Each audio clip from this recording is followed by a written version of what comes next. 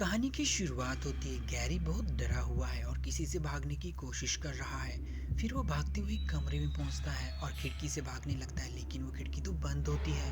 तभी वहां की सभी अलमारियां अपने आप खुल जाती हैं। ये देखकर वो और ज्यादा डर जाता है।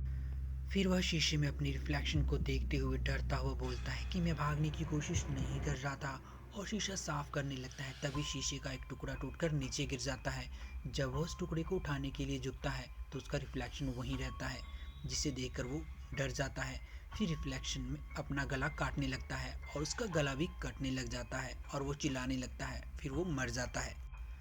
उसके बाद बेन को दिखाया जाता है, जो लोरेंजो से पहले से मिलता है, जो उसे मे फ्लावर में ले जाता है। वो उसे बताता है कि ये बिल्डिंग पूरी तरह से जल गई थी, अब आपको यहीं काम करना है।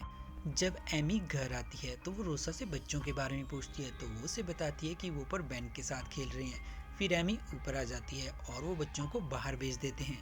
एमी बेन की वाइफ है और उन दोनों के बीच में कुछ भी सही नहीं होता, क्योंकि जब बेन फोर्स में होता है तो उसने किसी का मर्डर कर दिया था, तो चीज़ें खराब हो गई थी और दोनों अलग रहने लगे थे। लेकिन अब बेन सब सही करना चाहता है और उनके साथ रहना चाहता है। बातें करते हुए दोनों काफ़ी इमोशनल हो जाते हैं और करीब आ जाते हैं, लेकिन एमी कहती है वो ये नहीं कर सकती। फिर बेन वहाँ से चला जाता है। रात को बेन अपने काम पर आता है। वो बिल्डिंग में घूम रहा होता है, तब वो एक आईने के पास जाता है और उसे देखता है। फिर वो जाने लगता है, तभी वापस मुड़ता है और उसे बहुत सारे हाथों के निशान दिखते हैं। ये उसे काफ़ी अजीब लगता है। उसके बाद बेन घर आ जाता है। जब वो आईने के सामने खड़ा होता है तब वो अपना चेहरा देखता है। वो उसे काफ़ी अजीब लगता है और ये देखकर वो डर जाता है। तभी उसकी बहन भागते हुए आती है और पूछती है क्या हुआ तुम्हें, लेकिन वो चिल्लाते हुए कहता है मुझे अकेला छोड़ दो। रात को बेन फिर से काम पर जाता है। वह एक आईने के पास जाता है और उस पर अपना हाथ रखता है। फिर आईने में दरार आने लगती है, उसका हाथ कट जाता है। वह दर्द से चिल्लाता है। वह फिर से आईने को देखता है, लेकिन उसमें कोई दरार नहीं होती। तभी उसे चिल्लाते हुए आग में जलती हुई एक औरत दिखती है, लेकिन वो सिर्फ आईने में ही होती है। जब वो पीछे मुड़कर देखता है तो वहाँ पर कुछ नहीं होता। ये देखकर वो काफ़ी डर जाता है।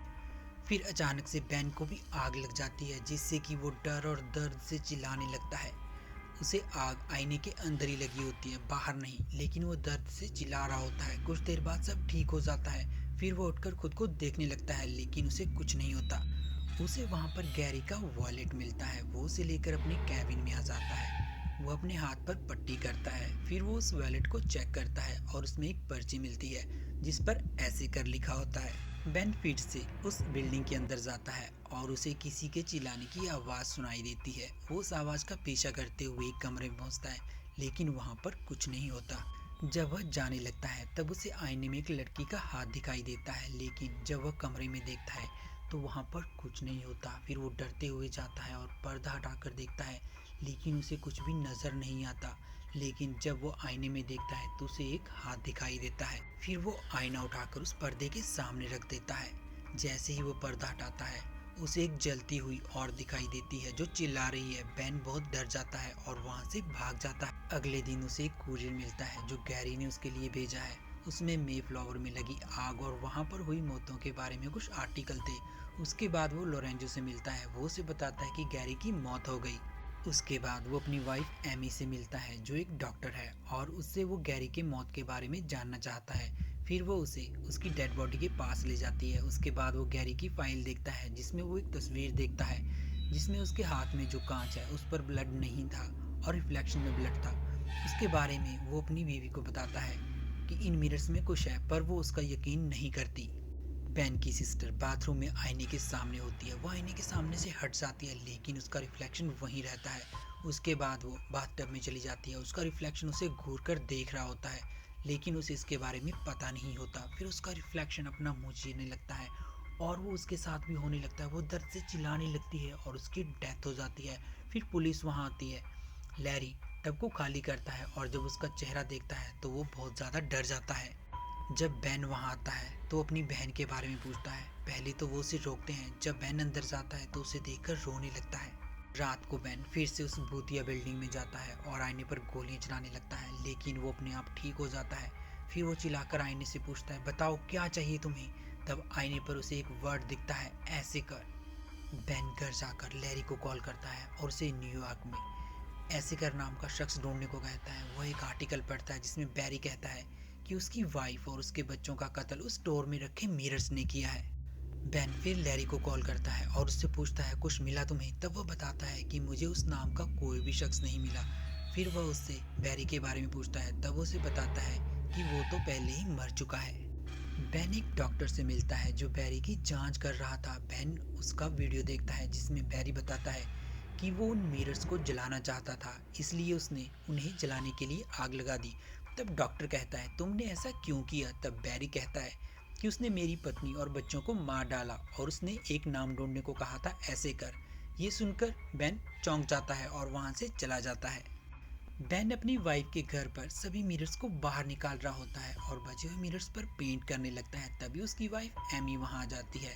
वह उसे बाहर जाने को कहती है, पर बेन कहता है कि ये मिरर्स बहुत खतरनाक है। अपनी बहन की मौत के बाद मैं समझ गया कि ये कहीं भी हो सकता है। बेन अपनी वाइफ को बाहर ले जाता है और एक मिरर पर गोलियां चलाता है और कहता है कि ये अपने आप सही हो जाएगा, पर वह नहीं जुड़ता। और फिर बेन वहाँ से चला जाता है। फिर बेन मे फ्लावर बिल्डिंग के बेसमेंट में जाता है और उसे वहाँ पर मैथ्यू हॉस्पिटल का एक साइन मिलता है। एक जगह दीवार से पानी निकल रहा होता है। वो वहाँ से ईंटें हटाकर रास्ता बनाता है और अंदर चला जाता है। बेन वहाँ पर मिरर से बने हुए कैबिन में जाता है जहाँ पर एक चेयर रखी होती है। बेन अपनी रिफ्लेक्शन को देख रहा होता है और वो उस पर गोली चला देता है जिससे बेन डर जाता है। फिर वो लैरी को कॉल करके उस हॉस्पिटल के बारे में बताता है और उससे ऐसे कर का रिकॉर्ड मांगता है। लैरी उसे ऐसे करके फाइल दे देता है और कहता है कि वहाँ पर डॉक्टर केन का हॉस्पिटल था। जब ऐसे कर 12 साल की थी तब उसकी मृत्यु हो गई थी। वहाँ पर सभी पेशेंट ने एक दूसरे को मार डाला। बेन पूछता है उस डॉक्टर का क्या हुआ। लैरी उसे बताता है कि वो अरेस्ट होने के पहले दिन ही मर गया। घर आकर बेन जब ऐसे करके फाइल देख रहा होता है तब उसे पता चलता है कि ऐसे कर मरी नहीं, बल्कि वो उस हादसे से 2 दिन पहले ही वहाँ से चली गई थी। एमी जब अपने बेटे माइकल के रूम में जाती है तो वह आईने के सामने बैठा था और उसे बाहर आने को कहती है। तब एमी देखती है कि माइकल का रिफ्लेक्शन वहीं रह जाता है। ये देखकर एमी बहुत डर जाती है। फिर एमी डरते हुए माइकल को कॉल करती है और उसे घर बुलाती है। उसके बाद दोनों मिलकर सभी मिरर को पेंट और कवर कर देते हैं। बेन ऐसे कर की तलाश में निकल जाता है और एक एड्रेस पर पहुंचता है। वहां पर वह एना ऐसे कर के बारे में पूछता है और उसके भाई से मिलता है। एना का भाई बेन को बताता है कि उसकी हालत बहुत खराब थी और सभी प्रीस्ट को भी बुला लिया गया, लेकिन कुछ नहीं हुआ। फिर डॉक्टर केन के पास उसे ले गए, पर वो किसी भूत प्रेत में विश्वास नहीं करते थे। बेन उससे पूछता है कि हॉस्पिटल के बाद एना कहाँ गई। तब एना का भाई कहता है कि वो उस हादसे में मर गई, लेकिन जब बेन कहता है कि वो वहाँ से पहले ही चली गई थी, तब वह उसे बताता है कि जब वह वहाँ से आई तो यहाँ पर आईने के साथ कुछ होने लगा था, इसलिए उसे मॉनेस्ट्री भेज दिया गया जहाँ पर कोई भी आईना नहीं है। उसके बाद बेन मॉनेस्ट्री जाकर एना ऐसेकर से मिलता है। वह उससे पूछता है कि क्यों मैथ्यू हॉस्पिटल के मिरर आपको इतनी बेसब्री से ढूंढ रहे हैं, और कहता है अगर आपने मेरी मदद नहीं की तो अपने परिवार को खो दूंगा। वह उसे बताती है कि उसे उस हॉस्पिटल में ले गए और वहाँ पर पर्सनैलिटी डिसऑर्डर वाले पेशेंट को मिरर वाले रूम में कई दिनों तक अपने रिफ्लेक्शन का सामना करने के लिए छोड़ दिया जाता था और मुझे भी वहीं रखा गया। डॉक्टर केन की थ्योरी गलत निकली। उस समय वह चीज़ मुझे छोड़कर उन आइनों में चली गई। बेन उसे अपने साथ आने को कहता है, लेकिन वो कहती है अगर वह वहाँ पर गई तो उनके लिए हमारी दुनिया में आना आसान हो जाएगा, और उसके साथ जाने को मना कर देती है। एमी जब सो रही होती है तब उसे बेन का कॉल आता है और देखती है कि माइकल वहाँ पर नहीं है और उसके बारे में उसे बताती है। फिर वो बाहर आ जाती है तो हर जगह पर पानी होता है और उसका मोबाइल उसमें गिर जाता है। बेन जबरदस्ती एना को अपने साथ ले जाता है।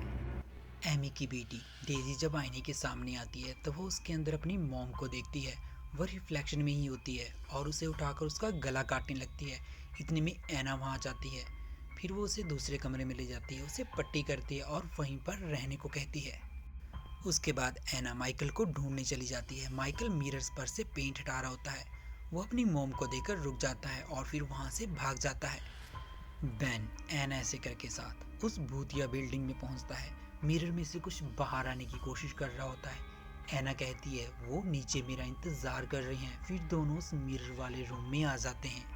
एना उस कुर्सी पर बैठ जाती है और बेन से कहती है मेरे हाथ बांध दो। वो अपनी आंखें बंद कर लेती है और कहती है कि मैंने अपनी जिंदगी के सबसे मुश्किल दिन यहीं गुजारे हैं। एना को माइकल मिल जाता है, लेकिन जैसे ही वो उसके पास आती है कोई उसे पानी में खींच लेता है, जिसे देखकर वो डर से रोने और चिल्लाने लगती है।